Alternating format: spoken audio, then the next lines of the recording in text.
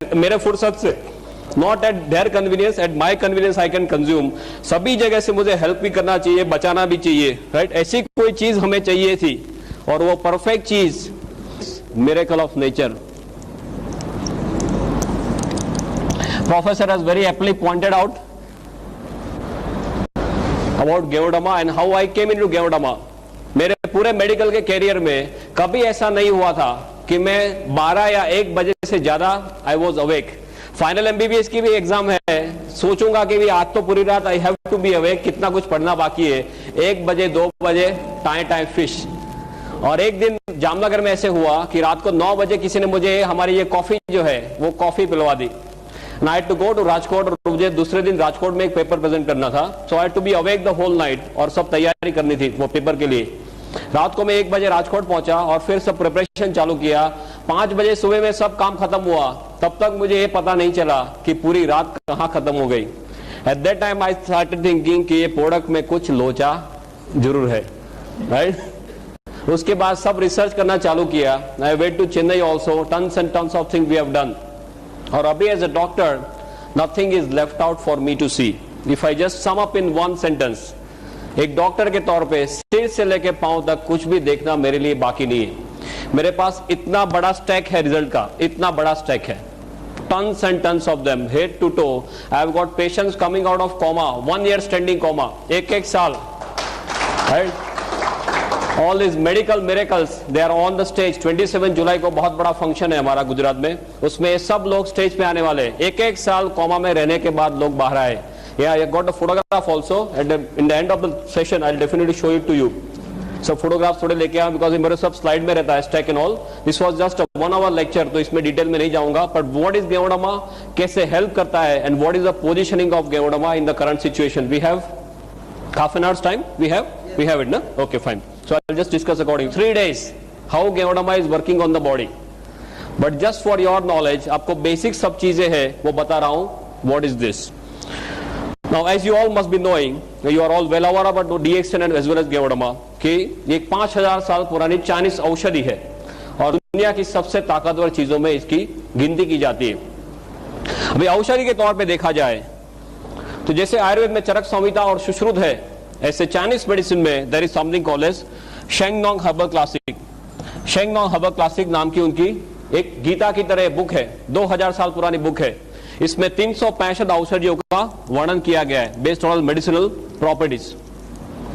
उनका स्वास्थ्य में क्या रोल है उसके मुताबिक 365 औषधियों का वर्णन किया गया है इन दिस शेंगनोंग हर्बल क्लासिक। ये 365 औषधियों में इससे नंबर 1 स्लॉट दिया जाता है, फर्स्ट वन।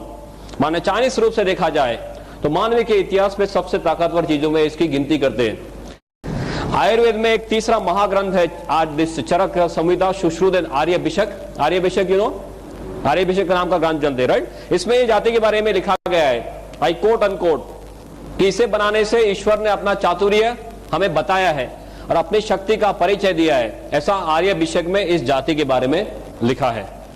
सो औषधि के तौर से देखा जाए तो दुनिया की सबसे ताकतवर औषधियों में इसकी गिनती की जाती है। किंग ऑफ ऑल और mother of all, what we call it. 38,000 varieties of mushroom in the whole world.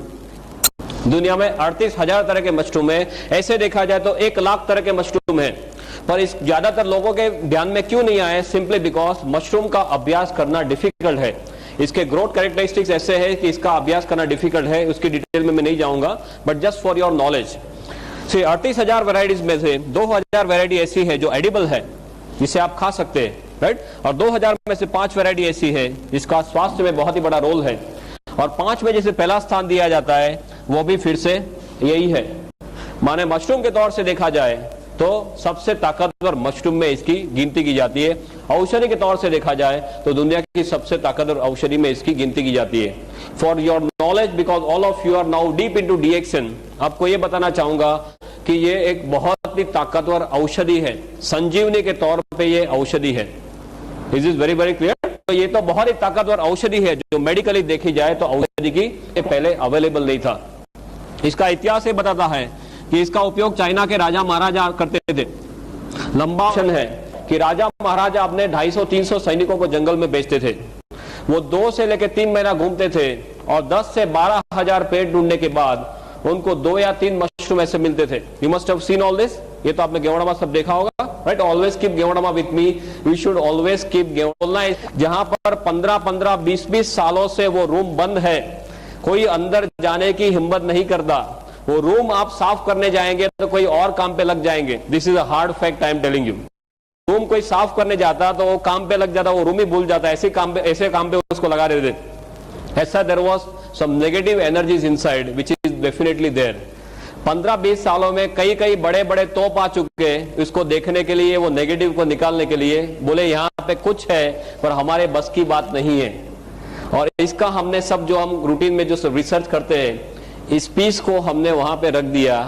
3 दिन में जो गया तो गया, आज को वो 2 साल हो गए, वो रूम में लोग रहते हैं आराम से।